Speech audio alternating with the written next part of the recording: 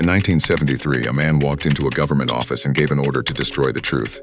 Thousands of files, 20 years of experiments, all of it fed into the shredder on purpose so that no one would ever find out what had been done to ordinary people. The man who gave the order was the director of the CIA, and he almost got away with it. Almost. Because they missed something. One set of boxes in the wrong building. And what was inside those boxes is the reason you're about to hear a story they were never supposed to tell.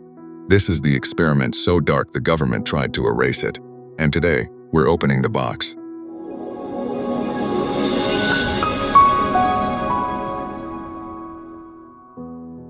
Here's how close it came to vanishing forever. When the order to destroy came down, the agency was thorough. The central files, gone. The project summaries, gone. The records that would have told the full story of what happened to real human beings, shredded into nothing. But years earlier, by pure accident, a clerk had sent one batch of paperwork to the wrong place. Not the secret vault where these files belonged. A boring financial records center, filed under budgets and receipts. So when the shredders ran in 1973, those boxes were sitting somewhere no one had thought to look. 7 boxes, around 20,000 pages. They survived not because someone was brave, but because someone, somewhere, made a filing mistake. And in 1977, when an employee answering a public records request refused to stop digging, he found them. What was in those pages didn't just embarrass the government. It proved that for over 2 decades, an agency had been running secret experiments to take control of the human mind, drugging its own citizens without their knowledge in hotel rooms, in hospitals, in prisons. People who never agreed, some who never even knew it happened. The program had a name, MKUltra, and the only reason you've ever heard those letters is a misfiled box. So let's go back to the beginning and find out how a government decided that the most dangerous weapon worth building was your mind. To understand why a government would do this, you have to understand the fear it grew out of. It's the early 1950s, the Cold War, and a terrifying idea is spreading through Washington that the enemy has learned how to control minds. American prisoners of war were coming home from Korea and, in some cases, publicly praising their captors, confessing to things that weren't true. To officials watching, it looked like proof that the communists had cracked something the West hadn't, a way to reprogram a human being. The word everyone whispered was brainwashing. The fear may have been exaggerated, but fear doesn't need to be accurate to be powerful. And this fear convinced the CIA of one thing. If the enemy could control minds, America had to learn how first. So on April 13, 1953, the director of the CIA authorized a program. Its purpose was blunt, to find ways to control human behavior, to build a truth drug that could break any interrogation, to erase memories, implant new ones, and if possible, turn a person into a weapon they didn't even know they were carrying. They put it in the hands of a chemist named Sidney Gottlieb. Quiet, brilliant, with a doctorate and a clubfoot in a farmhouse where he raised goats. By day, he was building a science of mind control. He believed a single drug might hold the key, a chemical that had only recently been discovered, and that almost no one understood yet. It was called LSD, and to test whether it could control a human mind, Gottlieb decided he needed to try it on humans. The question was, which human? The answer is where this story turns truly dark.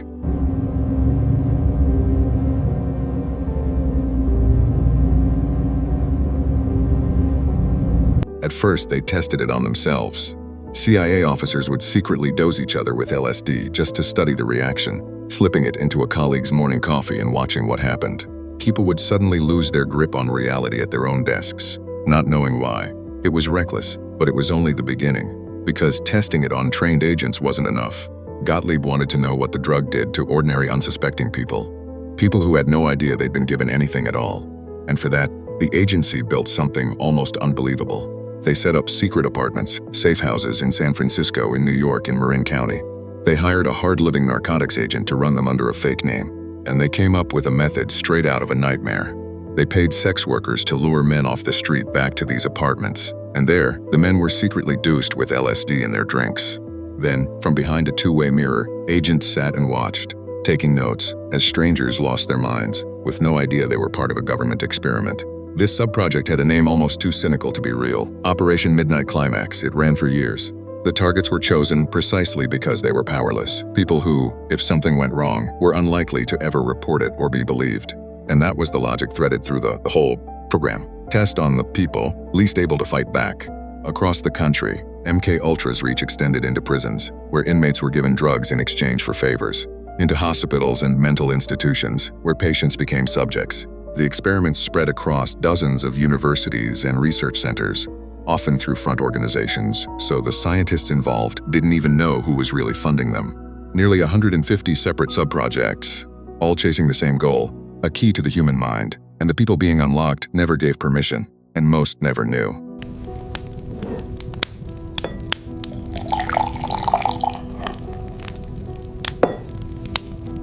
To see how far this went, look at what happened to one of their own.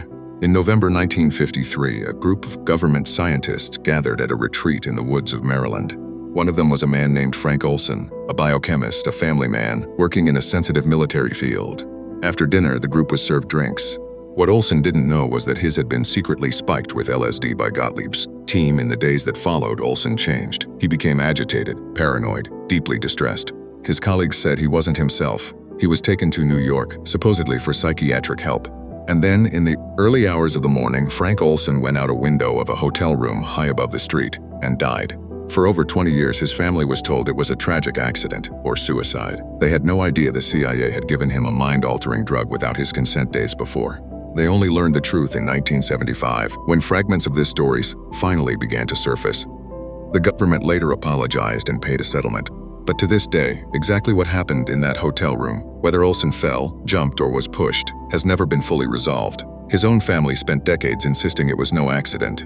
And remember, Olson was an insider, a scientist, one of their own. If this is what the program was willing to risk with a colleague, imagine the people with no power and no name. Some of them fought back, decades later. One Army sergeant, given LSD without his knowledge as part of the testing, took his case all the way to the highest court in the country, and lost. The system that ran the experiments was, for a long time, almost impossible to hold accountable. That's the scale of it, not one rogue scientist. A funded, organized, 20-year effort, reaching into hospitals and prisons and universities, treating human beings as equipment, all in pursuit of the dream of controlling a mind. So how does a program this big stay hidden for 20 years? And why did it suddenly start to unravel? By the early 1970s, the ground was shifting. A separate scandal had the entire government under a microscope, and trust in secret agencies was collapsing. The people who'd run MKUltra could see what was coming. Investigators, reporters, maybe even Congress would start asking questions. So before he left office, the director of the CIA gave the order, destroy it all. And the man who'd built the program, Gottlieb himself, carried it out, making sure the records of what they'd done were shredded and burned. On paper, MKUltra simply ceased to have ever existed. No files, no proof, no story. It almost worked. When a journalist's reporting cracked open the agency's illegal activities and investigations finally began, the people looking for MKUltra found almost nothing. The trail had been deliberately erased, witnesses were gone, documents were ash, and then came the misfiled box.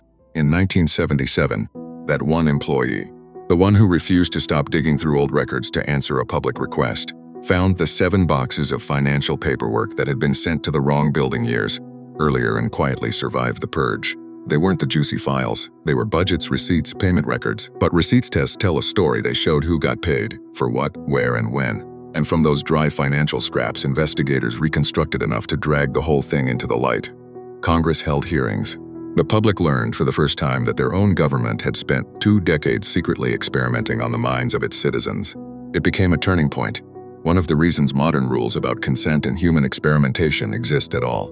But here's the part that should stay with you. We only know what those 7 boxes happened to contain. Everything else, the detailed records of what was really done, and to whom, went into the fire. The full truth of MKUltra didn't survive. It was successfully erased. What we have is the shadow it left behind on a stack of invoices.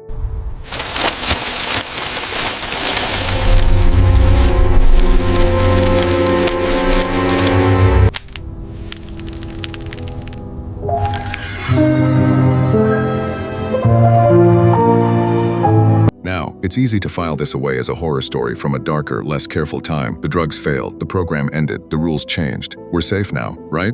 Here's why I'd be careful with that comfort. First, MKUltra is the proof of something this whole channel keeps circling back to. Powerful institutions have, in living memory, treated the human mind as a weapon to be cracked open and controlled, and they were willing to do it to people who never agreed. That's not a conspiracy theory. It's declassified history, sitting in a government archive. The instinct to control minds is real, and it has a track record. Second, notice what actually exposed it. Not the system policing itself. The system tried to bury it, and nearly succeeded. What saved the truth was an accident and one stubborn person who wouldn't stop asking questions. That's a thin thread to hang the truth on. And third, the dream didn't die, it just got more sophisticated. MKUltra tried to control minds with crude tools. Drugs, shock, fear. It mostly failed. But everything we covered in the earlier videos, the algorithms that read you, the systems engineered to defeat your willpower, those are the same ambition with far better tools. Not a drug slipped into your drink. A feed slipped into your pocket that you carry willingly all day. So what's the takeaway you can actually use? It's not paranoia. It's this. Never assume the people who want your attention, your trust, or your obedience have your interests at heart by default. Ask who benefits. Ask what's being hidden. Keep the kind of healthy skepticism that, in 1977, made one person keep digging through a box everyone else ignored. The most dangerous weapon in the world really is the human mind. MKUltra is what happens when someone decides it's a weapon worth seizing. The defense was never a drug or a gadget. It's people who refuse to stop asking what they're not being told. They burned almost everything. And still, the little that survived was enough to expose one of the darkest experiments a government ever ran on its own people. Imagine what didn't make it out of the fire. That's the thing about hidden history. It doesn't stay hidden because it isn't true. It stays hidden because someone made sure of it. If this gripped you, you'll want the next one. Because next, I'm telling you about the experiment where ordinary, decent people were turned into monsters in just 6 days. No drugs, no government, just a fake prison and human nature. Subscribe and let's keep pulling these threads. This is never heard about.